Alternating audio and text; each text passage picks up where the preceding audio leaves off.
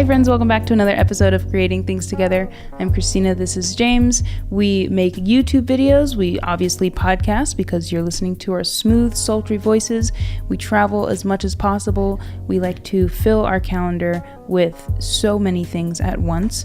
If you're new around here, we create these episodes of us deep diving our creative process. Our creative process. I've made this intro before. We did. About our process. Hey. So, yeah. That didn't make any sense. Thank you, James. Very sporadic. So these podcast episodes happen once a week on a Monday, sometimes twice a week, but we haven't gotten there yet. So if you're new around here, feel free to freaking subscribe. And bonus points if you leave a rate and or review. Actually, no, rate and review on Apple Podcast. Because at the end of the podcast, we like to read them and share them with all of our lovely people. So, what are we talking about today, James? Because we don't actually ask each other. You know what I mean? Like, we don't Heck stop yeah, and bro. go, like, how are you doing? Ooh. Let's... Maybe so. I think it's healthy to ask that in the middle of the day. I heard tax boondoggle used in a sentence. Is that a real thing? Right. I want to go boondoggling. And then generally at that point, I'm the kind of person that does not want to talk about why I'm upset.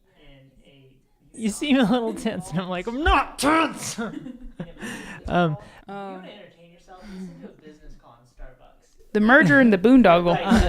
I am good. It's been a good day. It's been a little bit challenging because we've been running around like crazy trying to get a couple of videos in, including this podcast before you leave, which or like is the spaghetti topic and of this basil. video. Weird, you know? Christina decided. Hold on a second. First off, we need to touch on what we're drinking today. It's very important. Yeah. Right. Today we're going to be talking about. It's like, I just feel like if people are watching the video version, they're like, where are their water cups and what's that orange stuff? I have a ginger turmeric, ginger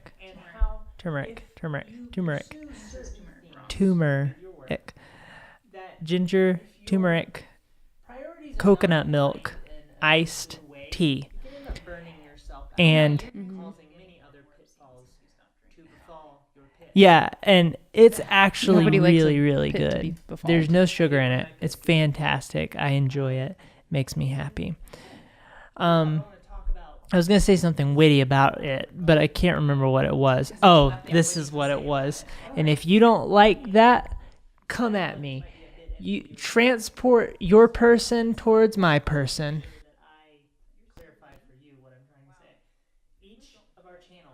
I'm going to take a sip. They come at me about my ginger turmeric. We're gonna. Your theme changes a good bit, and I feel like mine changes a good bit. Wait, what's the phrase? We're gonna spill the tea. We're just doing. Why do you spill it though? Wouldn't you share it with another human? Like the gossip. Here's the gossip, right? Enjoy the tea. It's like passing a hookah around. Right. We want to talk about why you're leaving. And it is only for 2 weeks.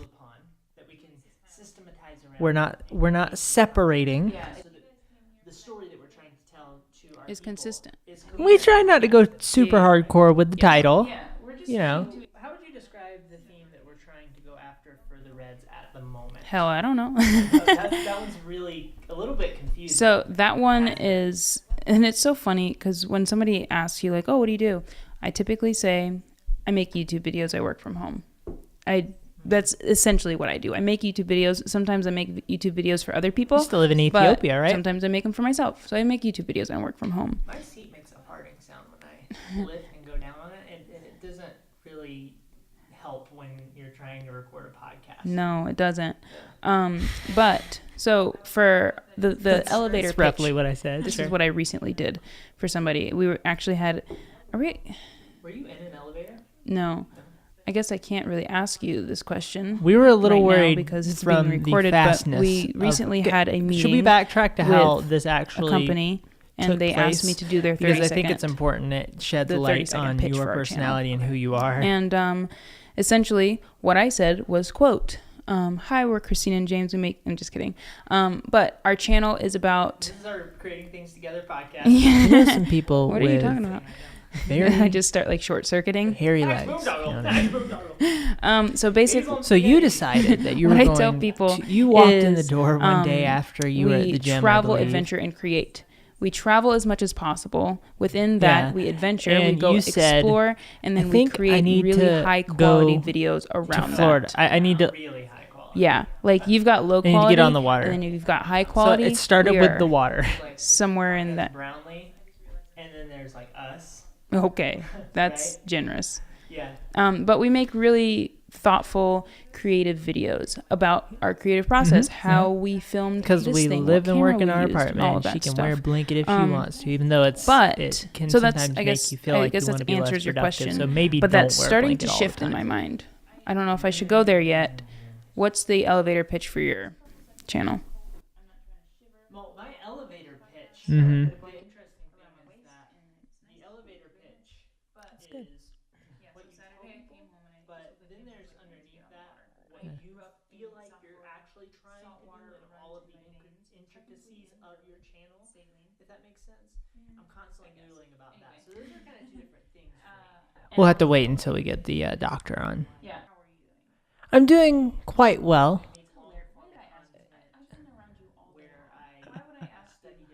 Because we don't actually ask each other. You know what I mean? Like, we don't like stop and go like, how Disclaimer. Are you doing? Our elevator pitches don't sound so confused when we're actually speaking to people. Right. I think it's just because we're telling each other it and we're like, I think this is it. But when we're speaking to people, it's very important to be like super straightforward. You've got 3 seconds to catch their attention. How are you doing? You've got a very quick story to tell, and that's essentially what this podcast is about, is telling a bunch of stories. And I'm like, and then generally lies. at that point, I'm the kind of person that does not want to talk about why I'm upset. So what I struggle with. You seem a little tense, and I'm like, I'm not tense. How niche to go and how not niche to go. Yeah. Because my channel started out being I am good. Street photography. It's been a good day. It's been a little bit challenging because we've been running around like so crazy easy trying to get a couple of videos in, including this podcast. Yeah. For before you leave, which is the topic of this video, Christina decided. Hold on a second. First off, we need to touch on started what we're making today. hour-long videos. And then, and they were photo walks, and it was a simple time, but at the same time, I wasn't as happy as I wanted to be with my channel. And I learned that I love talking about art and the creative process. And what I struggle with even today and earlier today and last night and whenever I'm in the shower and thinking, breathing, it's like I do breathe. No, it's I'm helpful. saying you struggle with it while you breathe. While I breathe. Yeah, I tend to breathe while I think.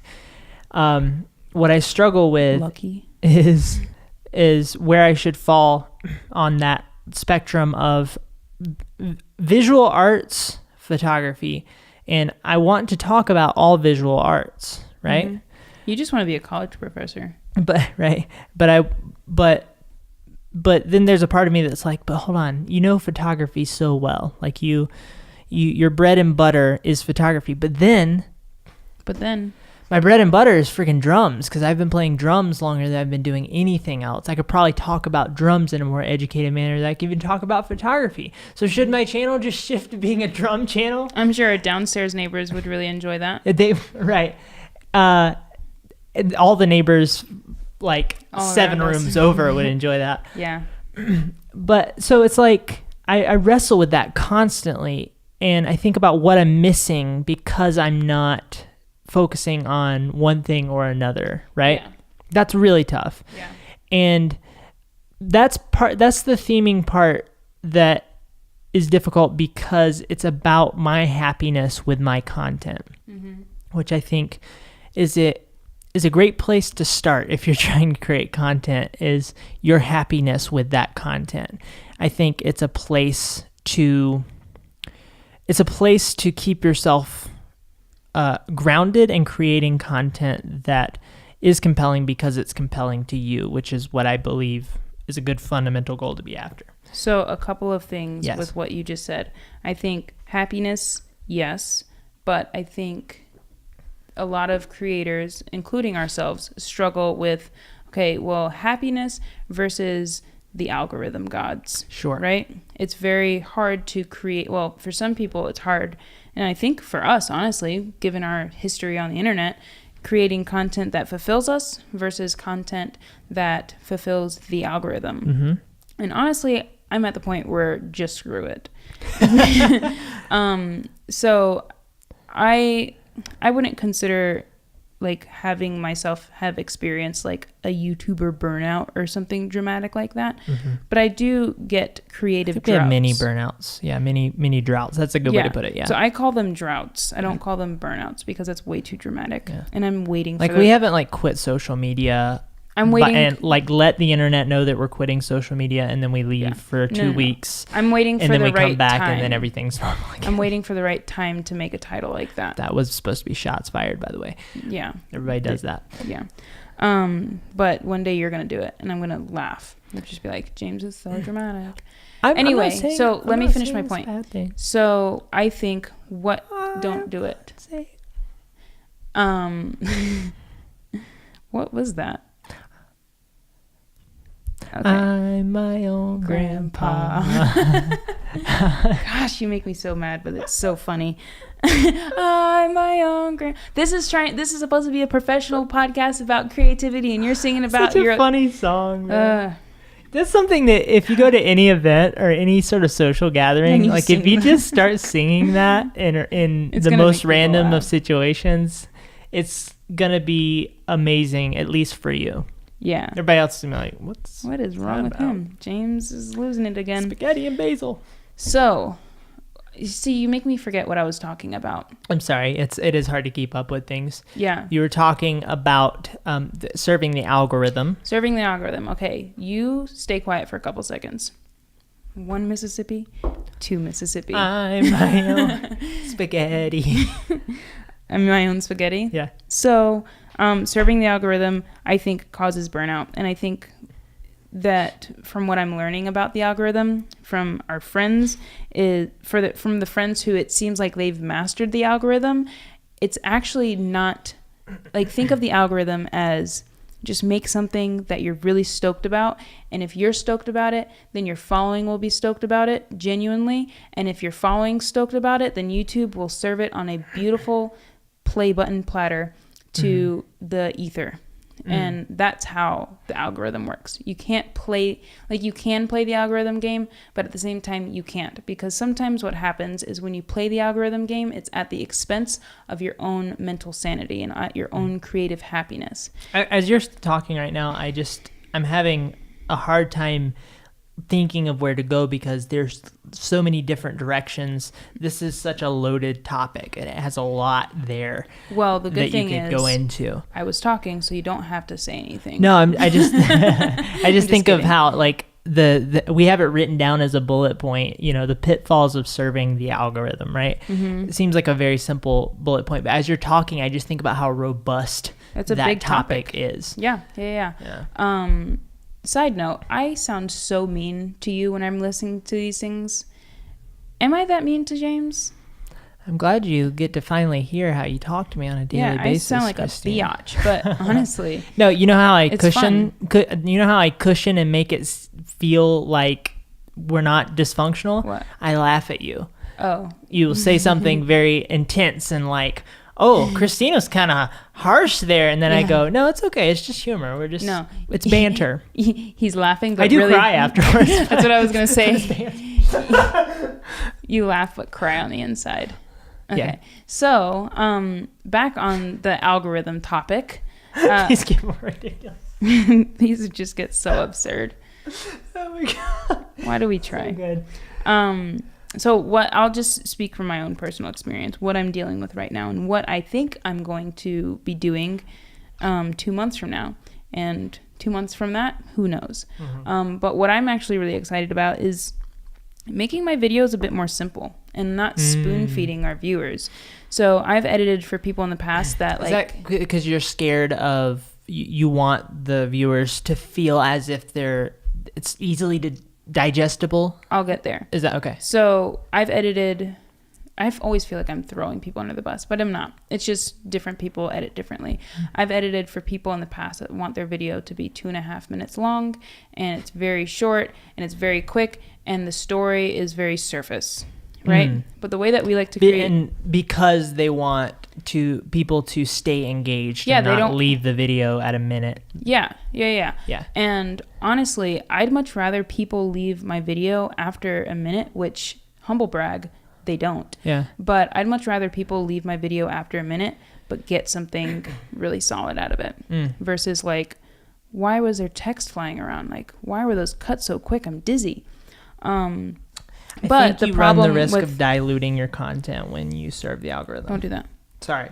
Yeah. I was getting Cooper off the Cooper hair off. These are really sensitive microphones. My apologies. But does that make sense? Yeah, no, that makes total sense. I think that's one of the biggest pitfalls of serving the algorithm. And it's not serving the algorithm. It's serving what they think the audience wants. Ooh, and what that creates. The problem that creates, I'm going to say two things. The problem that creates is you build an audience that can't digest anything. So if you're an actual creator and really create really compelling stuff, you're going to start attracting people who can't digest more than a 4-minute video.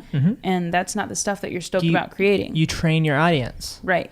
And a lot of creators will build a prison for themselves. Yes. I think we've both experienced that, looking out, that people will build a prison for themselves trying to create digestible content. Right. And then the second thing that I was going to say is something that I just forgot. Nope. Totally lost it. Oh, sorry. Damn it. I'm so sorry. Gosh, that is a pickle and a half. No, I was trying to like hit those points really quickly and then let you get back to it. I wasn't trying to be interruptive. So this is, I just remembered it. Go. Yay. The second problem with that I've experienced, and I think that it's really important for other people who maybe do freelance, if you're getting feedback from other people, you have to stay confident in what you create for your own personal self, but don't be arrogant and go, well, that feedback is wrong. Because when you're freelancing, you're making a video for somebody else, for somebody else's channel. So their feedback, you should welcome it, because it's teaching you, number one, how to edit in a different style, how to communicate a story in a different way. And then number two, you might be able to take some of that and adapt it. They do have an interesting, different perspective from you. Right. They have a very that is good. Yeah, and there's so much that you can learn from editing for other people.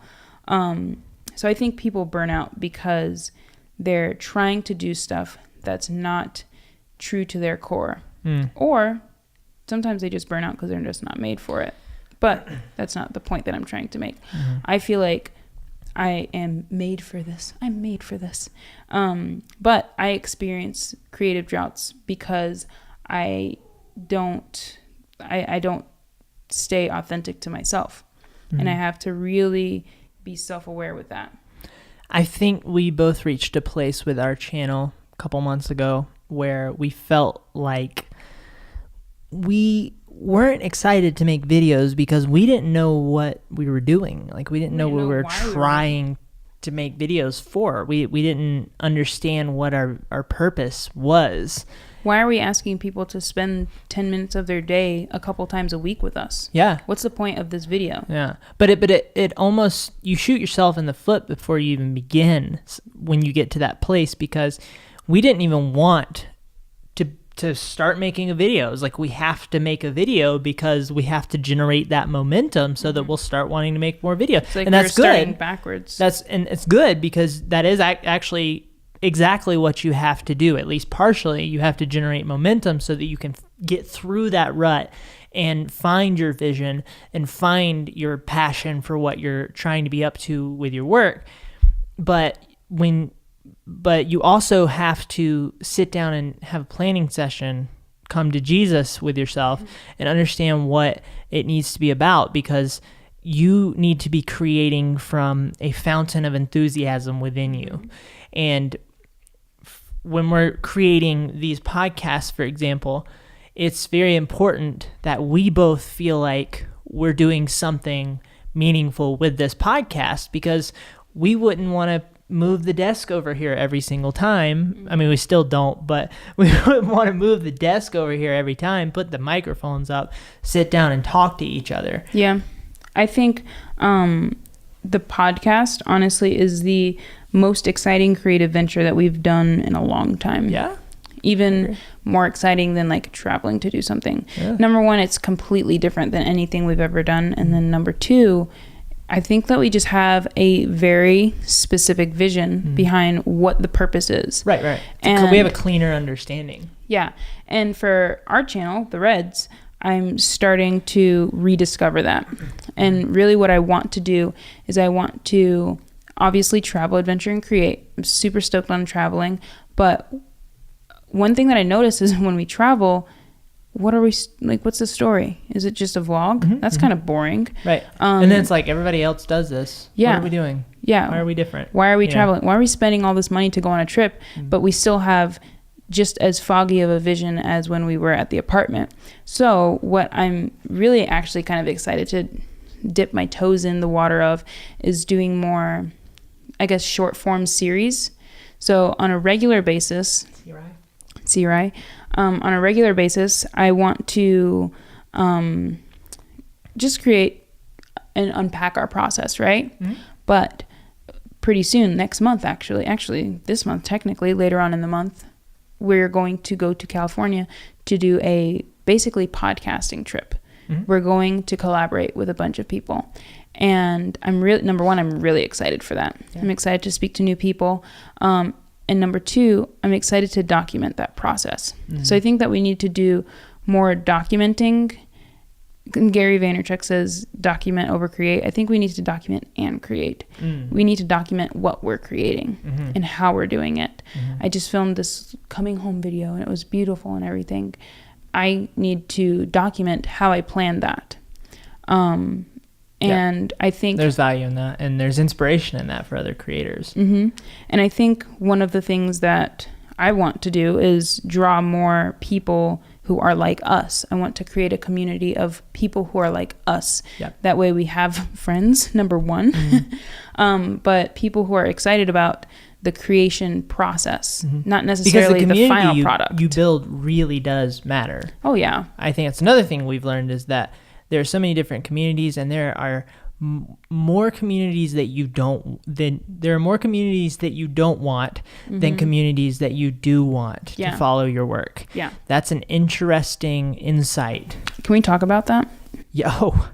I'm already talking about it. Watch out, world. Did you hear my mouth hole? I heard it. Yeah. I heard it. It was moving in a fashion that would generate the words that would create the sounds that would be talking about that. I was here. I was so here. Yeah. So this is something that I struggle with. And this is back to the topic of staying confident, right? We have so many conversations especially in the circle that we're in, living in Utah.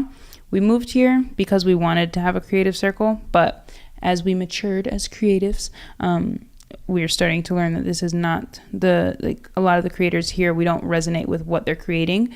But can we call it the octagon? Because I think that's a fun shape. The octagon? The creative octagon that we reside in. Sure. Okay. So thank you. The creative octagon that Thank you for letting me be myself today. You're welcome. Anytime, Bob. So one of the things that I can struggle with, and I still struggle with it, I'm not like the most confident person in the world, I may sound it, but there's certain points where people are telling me, this is what you need to, I hate it so freaking much. If you want me to, I don't even know if I should say this. If you want me to not go. If you want me to not jive with what you're saying, that's the cleanest way I could say it. Yeah. If you want me to not jive with what you're saying, tell me that I need to do something. If you want her to have a bucket of care that is completely empty about what you're saying, start it off with, okay, what you need to be doing. It's like, first of all, what you need to be doing is not telling me what I need to be doing. And the problem is what tends to come after that is not what you need. A statement that does not align with who you are at all. You feel like the person didn't even listen to what you were saying to begin They haven't spent the time to learn about who you are and what your trying to create exactly and specifically. They're just telling you a formula that works. They looked at you at a 30,000 foot level and came up. Okay, they looked at you from space and came up with like 3 things in their head that would be good ideas without gaining the context of who you are.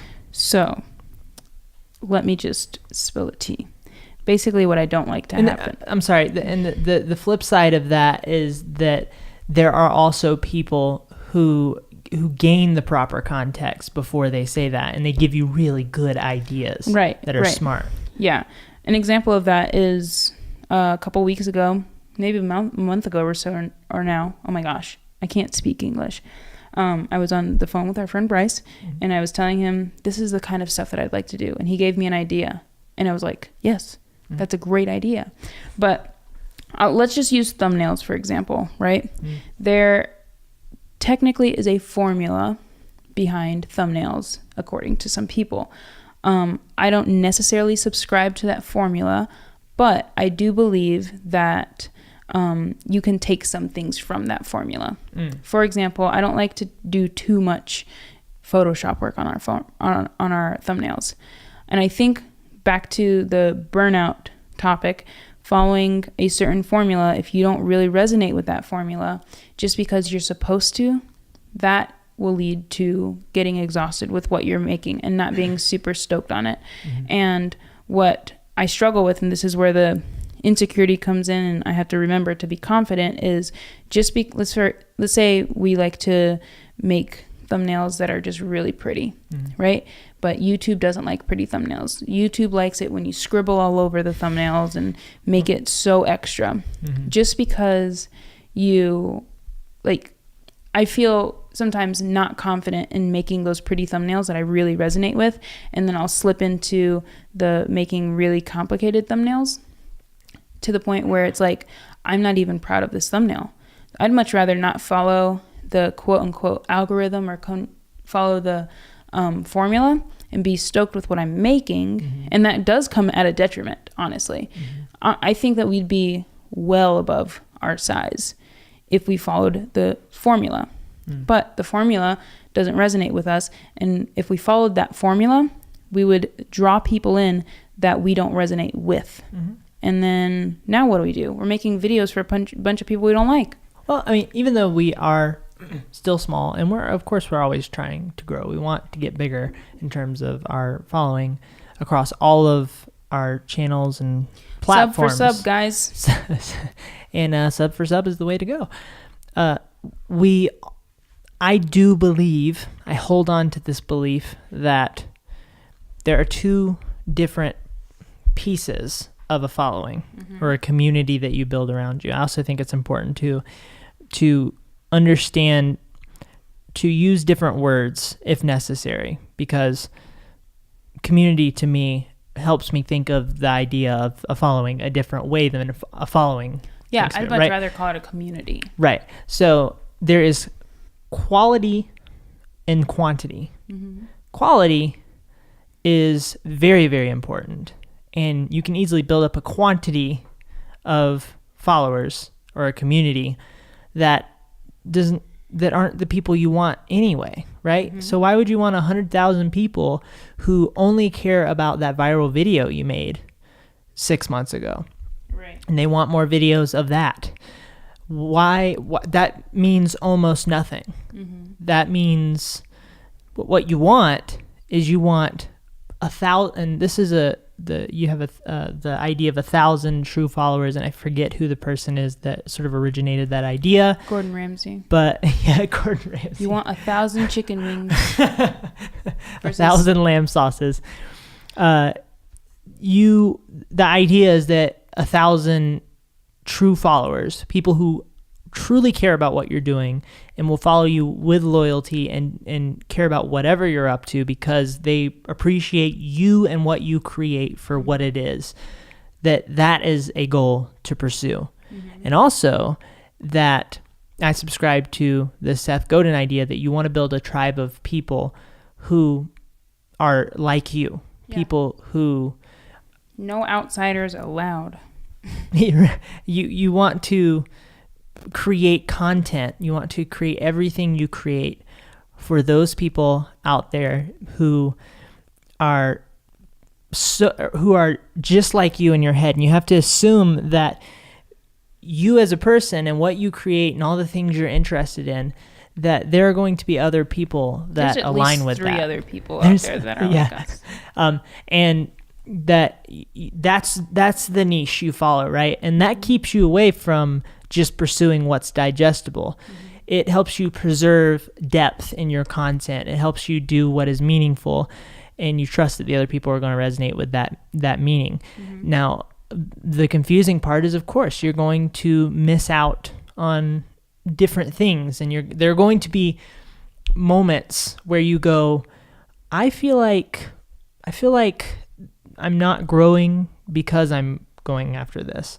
But to me, staying on that path means that you slowly but surely build up a community that is the quality and the quantity that you want. And you will be more fulfilled by that in the end through that patient pursuit than if you did not pursue it that way. Yes.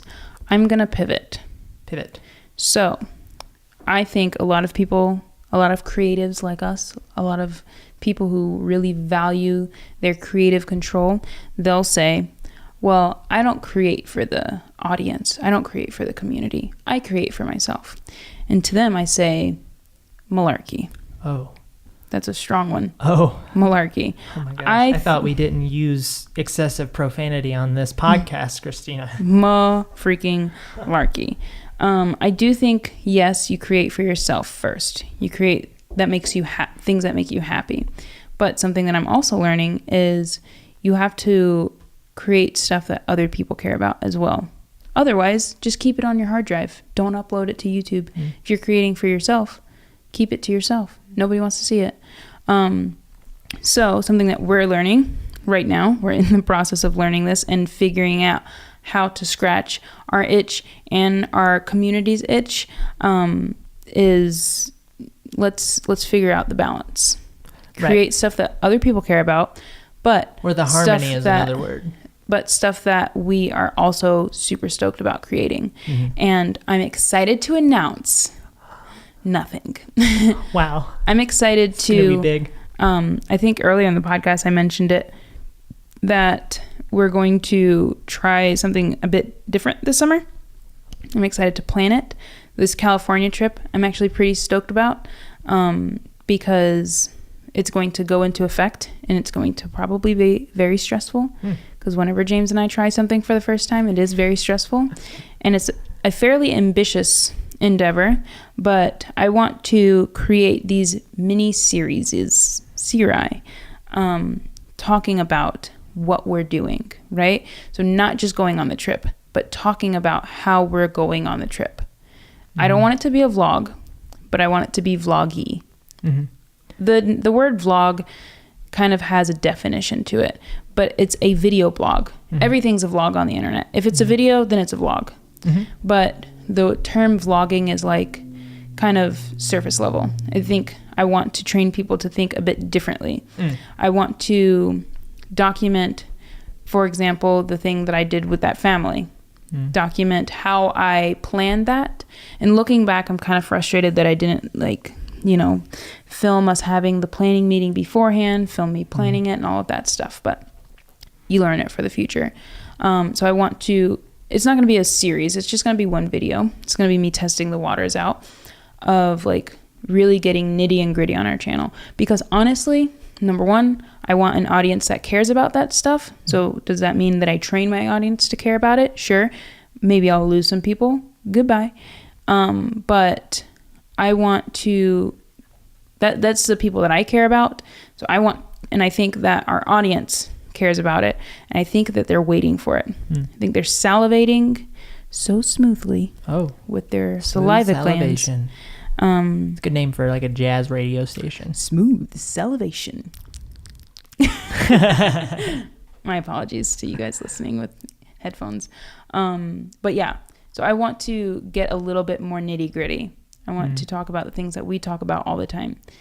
I think what we how we do that, yeah, I have no idea. I think what we wrestled with for a while, and I think we're finally starting to get a grasp on it, is if you just document, you run the risk of just filming your day and then putting together a compilation of what you filmed and you share it with the people. And then we reached a place where we were like, it's kind of just it's the same thing over and over. We wake up, we just breakfast, we edit. Now, I'll say that people do this fantastically. We watch people who do this fantastically, where you literally just document your day. But for us, it's like we were feeling we were not quite aligned with what we wanted to create because there was a lack of a topic to what we were talking about. And the way that we're learning that we want to get around that issue is we want to marry topical with documentation. And we went highly topical for the past couple of months now. And I think we realized, okay, this has no spirit to it. Right. It was just like not random videos, because they all had something to do with each other. But honestly, the last couple months of videos, it's like, okay. Was that your knuckle? Yeah, it was my knuckle. Goodness. It's broken. It's compound fracture. Yeah. So I looked at... should probably wrap this up and get to the hospital. I looked at my hard drive of all the files that I have, and I was just organizing some things. January, I was making hella content. Like, I was on it, fam. I was making a lot of videos. February, okay. March, meh, you know? And I think the story that I was telling in January, I was stoked about it. I was sharing, I'm stoked for this year. And that was the narrative that entire month. And I'm going to crush it. And you know what? 2019's my year. I'm going to get snatched. Ooh. That sounds like I'm going to get abducted. People are going to get shooketh. Shooketh. It's going to get so lit up in here. And then February, we've just been... It's also because it's been winter, and this time of year is very hard for my mental state. But shout out to spring. It's hard living in the tundra. Yeah. And it's not even like we could be in Minnesota. Oh, not Minnesota. Oh my gosh. All right, someone's breaking into our house. That's cool. Moment, so hopefully they join the podcast. We can invite them on the episode. Hi, welcome. What would you like to steal today? We've got cameras and microphones. It's great. No jewelry, sorry. We're not one of those households. Do you want to check on that really quick? Check on the door. I'll be right back. While he's checking on the door, I'm excited for, I guess, moving forward in the year. I'm excited to start to really dive super, super, super, super, super deep into our travels, into us creating freelance stuff. Did you really have to slam the door? Robber's dead. Good. Always keep a pistol in your sock. That's why you slammed the door? You slammed the robber? I just had like an adrenaline rush off of killing the robber. Yeah, okay. We'll have to take care of that afterwards, but... R.I.P. to him. For now, we have content to make. Yes. Anyway, I was just telling them how excited I am. I don't even think James knows the whole vision. Honestly, I don't even know the whole vision. We've been really working hard on... It's all muddled, and that's the thing, is you have to figure out how to take that mess in your head and turn that into something cohesive to share with people. And going back to the fact that you're creating content for people, there is a harmony, and absolutely think about what the person is going to feel when they're engaging with it, because you are trying to tell a story to somebody else. Yeah. And you can easily tell a story to yourself, but not tell that same story to somebody else. Yeah, and that's something that's really interesting with our dynamic together, because I tell the story to myself, and then now I have to tell this story to James so he can help me shoot it, and all of that. And that you have to tell that story to me before we've begun. Yeah. You guys get the finished result. We have to tell the story to each other verbally before we've even picked up the camera. And it's actually pretty hard to do. It can be a little bit chaotic. So that's why we share notes now. Yeah, we have been actually pretty good, and I think we obviously still have room to improve. No. But we have been, I think the podcast is the first successful way that we've ever collaborated together, which is hilarious because we have probably over 1,000 videos that we've made together. And now we have to have like these scheduled planning meetings where we talk about the... Sorry, I keep cracking my knuckles. My apologies. Yes. We have these scheduled planning meetings where we really talk about, okay, what are we doing for the channel? When we do the California thing, we need to have like 4 meetings before we even leave. So we are crystal clear. And think about it as a production, right? We recently filmed something with a group of people. We'll have a video about it very soon. I feel like everything I talk about is ambiguous, but we were part of this big production type thing. It wasn't a super big production, but I learned a lot from it. I learned, they have call sheets and it's telling you, okay, this is what we're doing every single step of the way. And compared to a YouTube creator, it's wicked organized. Yeah. And I want to be that organized. It's good. Yeah. It's good to be that. A couple months ago, I was scouting for a photo shoot. And they had specific locations that they wanted me to take pictures of before they even got their creative crew out there, because their creative crew costs a lot of money and they don't want to waste a second. So I'm excited to do more of that and maybe even document some of that. I don't know. Maybe people aren't even interested, but you know what? Then I'll just keep it on my hard drive. Screw them. So I did want to touch it.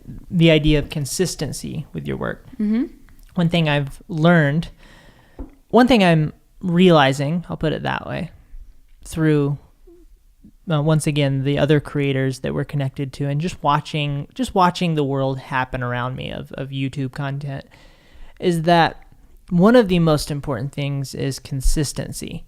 And like I said, you can build an audience that is a prison for yourself. And I'm saying that because, like I said, I'm watching externally what's going on. To me, what seems to be the case is that what you create consistently is what the people come to expect. So it's not so much about if a video catches, or if you have followed the formula of creating well enough, which is hilarious because those are two, like, not synonymous, but anti-anonymous ideas. Formula, creating, because creating... Is anonymous a word? Huh? Is anonymous a word? Yeah. It's a group of people too that like hack news broadcasts and stuff. But there are two different things: formula and creating. But creating is you're charting new ground. Formula is we've charted the ground and here's the way to go. It. Yeah. Right. So it's a different formula from what I was speaking about earlier.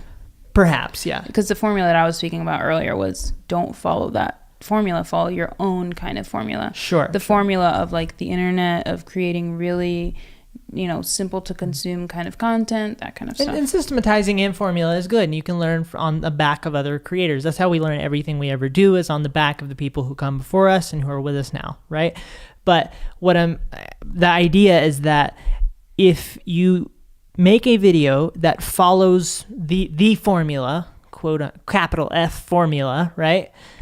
Then that's different than creating videos consistently that follow a certain theme, and your audience learns to get to know you through that theme, right? So I binge watch certain YouTube creators because they have mastered the theme so well. Well, let's use an example that everyone knows. Philip DeFranco. Right. What's up, you beautiful bastards? You're making the same thing. For like 20 years. 20 years. No, it's more like 10 or 11 years. But since 1984. Yeah. But his videos are very structured. You know what you're expecting. And I bet you it's a bit easier for him to film because he knows how to film it. Yeah. With video blogs, it's a little bit more complicated, but there are some amazing people that do it. And I think, I think the thing I wanted to get across, though, is that I think a lot of people fall into the trap of being too short-sighted and thinking that their audience is not connecting with what they're doing. But the question that I'm learning that you should maybe ask yourself is, well, how long have you been doing that thing? And if the answer is I've tried 5 videos, then that means absolutely nothing. You have to do it 100 times. You have to do it over and over and over, and your audience slowly comes along. Yeah. Your audience, you might lose people, new people will come in. Your audience slowly adapts. It's like your audience is like a meteor trail following your content. It slowly moves with you. It trails. And I think that people get caught up in that, and so they'll flail, right? They'll make something and like, oh, this sucks. This is boring. This isn't working. Nobody cares. And they'll go over to the other thing. And that's the exact problem. That's actually why they're not successful is because of their flailing. Their audience comes to their channel and they're like, and listen, this is something I look at my own content and I go, Jesus, I flailed. You know, it's like, I want to be able to look back at 100 videos that follow the pattern that follow a pattern that an audience can easily grab onto.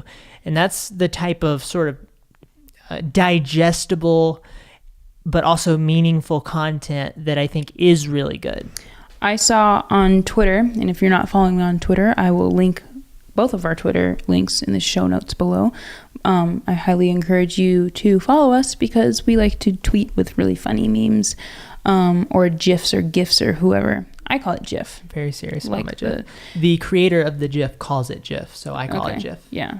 GIFs are probably... whenever I see that poll going down... It's such a stupid... It bothers me because I'm like, wait, the person who created it told us what it was. So if you say GIF, you're wrong. So I saw this GIF on Twitter. So I saw this question on Twitter targeted to one of our friends. His name is John Prosser. Shout out to John if you're listening. I have a feeling that you are, and you know what? You are a special human. I hope you give me back my rake. Yeah, jerk. You filthy man. So something that person asked him was, what do you do when a video doesn't perform well? And his response was, I just make another one. I was like, heck yeah, John. Give me a virtual fist bump. It takes a lot of confidence to make YouTube videos. You have to be It takes a lot of inner peace about what you're doing. I wouldn't even call it that. I would just call it arrogance. And you have to know who to watch and who to not watch in your community, because there are a lot of people who are so sensitive to what their community is saying that like it wrecks them, and people have to like get off of Twitter because of, and I've never experienced this because we're much smaller, obviously. Well, because everybody likes us. Right. But it's like, in my mind, it's like, I understand it's frustrating to look in your mentions and it's just a bunch of people. Bunch of hooey. A bunch of hooey and malarkey and hoo-hockey. I understand that, but that's the internet. Like, that's it. That's what happens when you get on the internet and make a thing. You're here. Yeah. You know? So you have to find your inner fortitude. You have to be foundationed within yourself. Yeah. Flash forward to 6 months from now, James makes a viral tweet and everybody's just chastising him. He's just in a corner sobbing. I was sent death threats. And I am leaving the internet forever.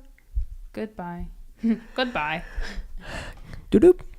Or doo-doo. What's the Windows log off? You had something that you wanted to say something about Steve Jobs, right? Oh, who's that? Steve Jobs was the CEO of Apple at one point. I thought it was Microsoft. It was probably Microsoft. Yeah. No. He didn't he design Microsoft Vista? Steve Jobs and Bill Gates had a sword fight in the year 1000, right? Okay. Okay. And this started their rivalry. How cool would it be? Because you know how Steve started Apple? The swords were made of fire. You know how Steve started Apple in his garage? Steve's sword was very simple. It had one button on it. It was all white. And Bill Gates' sword ran on Windows Vista. So Bill Gates lost. He just lost the fight. What I was going to say was, you know how Steve started Apple in his garage? What if he started it with Bill Gates, and then they split, and that's like, oh, that would have been epic. Yeah, talk about a compelling story. Talk about a Disney movie. Yeah. Anyway, I'm sorry. Okay, so I every now and then I get on different kicks with different people that I think are just interesting individuals, and all sorts of different things. Like I'll go down a rabbit hole of a video game one day, a Steve Jobs one day, Star Wars at night when I brush my teeth. Sometimes I'll watch videos about catastrophism. Do you even know what that means, No. Christina? He's been watching videos about like old medical stuff, and it makes me nauseous. Don't even talk about it. No, it was just a podcast. I'm not going to talk about Okay. the content of it. I just want to clarify. It was a single podcast with somebody who studied 17th century medicine. And that was a gnarly time. Like, let's just have a moment and just go, we're not in the 17th century. Right. Thank you. Yeah, if you need to find something to be grateful today, just learn about 17th century medicine and how surgeries worked, and you'll be really happy that you live where you live, and when you live. Steve Jobs was an incredible storyteller. Mm-hmm. This is something that we all tend to know about him. And so I've been on this little Steve Jobs kick, and I've been listening to him. And I've been listening to him in contrast against the most recent Apple event, which was just Big Bird and Oprah and Michael Scott. Like, it made me want to stab myself in the eyes. Goodness. It wasn't that bad. It was pretty bad. Services. It was such a departure from what I want Apple to be. Did their services not fill your needs? Well, the thing is I didn't even, and I did miss the first half. So I had full disclaimer. I did miss the first half of the thing where they supposedly spoke about services and stuff. But from what I watched, it was like, it was just boring. Even though they had these celebrities, they spent all their budget for this thing on these celebrities to get up on stage and read a script, which was supposed to be a big deal to us. I was like, I just don't care. Like but they did have Michael, and it was so. They did. He was actually the best person because he actually had some speaking talent on stage. Yeah, because he used to sell paper. Which, I mean, Oprah is supposed to have speaking talent on stage, and she came on stage. That was such a and she spoke in her normal semi kind of inspirational way. And am I the only one that's not inspired by when she speaks? Oh my gosh, she's good at speaking, but it was like I don't care, and also the fact this is a developers conference. So I'm like, what? So anyway. Can we talk about software? It was funny that Michael Scott came on, which is so funny that everybody they don't even call him his real name. Because he's Michael Scott. He's Michael Scott. Where was I at? Okay, so the difference. What if he came on as Michael Scarn? Wait, what was that reference? He was. That was in the Office. Michael Scarn is the jail Michael Scott with the purple bandana. Yeah, that would have been way better. And yeah, I went back and watched when Steve Jobs introduced the first iPhone. Is that the one where he yelled at everyone? I don't think so. Okay. Yeah. Sorry, first iPhone and the first iPad. And it was amazing how excited everyone got about the idea that he was taking an iPod, a phone, and an internet connected device. I forget exactly how he said it. These three things, and turning them into one.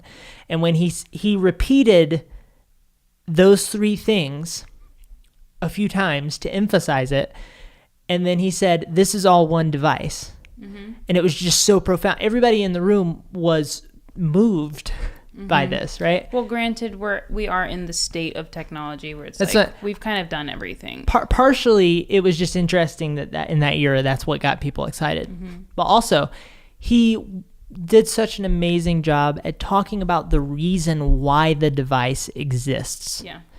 Not what it does and what new thing we've now added to the mix to make things more exciting and what have you. It was, this is why this even is here. This is why we should care about this thing. Yeah. He started with why. He started with why, and that whole idea in popular culture is based around the way that he markets. So anyway, that was something that reminded me that all comes back in the end to telling a compelling story. Steve Jobs had a lot of edginess and grittiness to him. There was a lot of things that people didn't like about him, and he routinely did stuff that was against the river, right? Mm-hmm.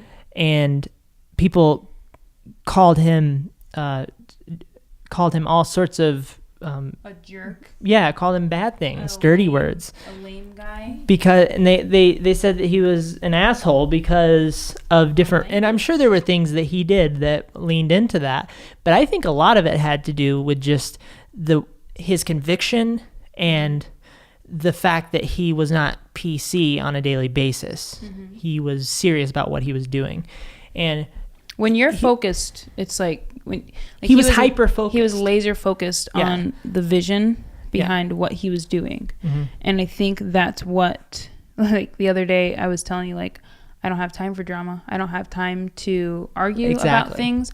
I am so busy. Yeah. I don't have time for it. I'm busy. Mm-hmm. You know, if you want to argue with me about something, go somewhere else. Mm-hmm.